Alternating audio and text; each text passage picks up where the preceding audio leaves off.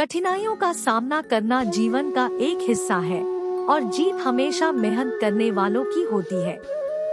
एक बार एक किसान हर कभी आने वाले आंधी तूफान, ओलावृष्टि, तेज धूप इत्यादि से परेशान हो गया, क्योंकि कभी कभी फसल ज्यादा खराब हो जाती थी। इसलिए वह परेशान होकर ईश्वर से शिकायत करने लगा। किसान बोला, आप ईश्वर तो है, लेकिन फसल को कब क्या चाहिए इसकी जानकारी नहीं है। जिसकी जरूरत भी नहीं होती है वह भी देते रहते हैं। इसलिए आपसे मैं विनती करता हूँ कि आप मुझे एक मौका दीजिए, मेरे कहे अनुसार मौसम कीजिए, फिर हम सब किसान अन्न के भंडार भर देंगे। ईश्वर मुस्कुराए और बोले, ठीक है, आज से तुम्हारे अनुसार मौसम रखूंगा। किसान खुश हो गया। किसान ने अगली फसल में गेहूं की बुवाई की।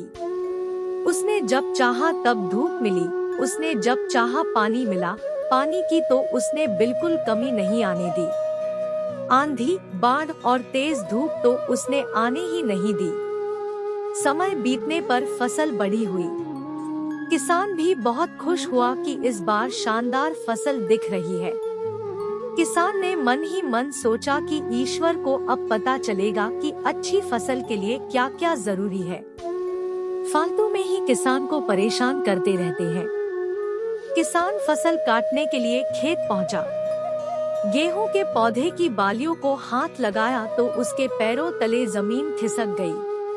उसने देखा कि किसी भी पौधे की बालियों में एक भी दाना नहीं था।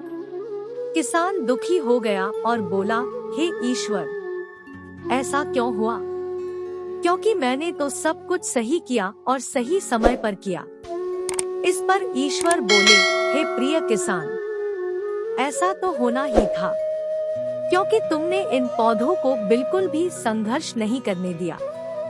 इन्हें ना तो तेज धूप में तपने दिया, ना ही आंधी का सामना करने दिया। इन्हें किसी भी प्रकार की चुनौतियों का सामना नहीं करने दिया। इसलिए बाहर से भले ही अच्छे दिख रहे हो, लेकिन ये अंदर से बिल्कुल खोखले हैं। इनके अंदर कुछ भी दाने नहीं। पौधे जब विभिन्न चुनौतियों का सामना करते हैं तो उनमें ऊर्जा पैदा होती है।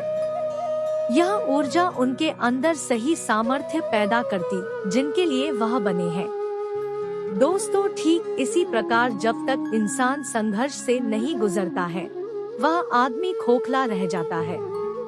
जीवन की चुनौतियां ही उसके लिए उन्नति के नए रास्ते खोल देती है और आदमी को मजबूत और प्रतिभाशाली बनाती है।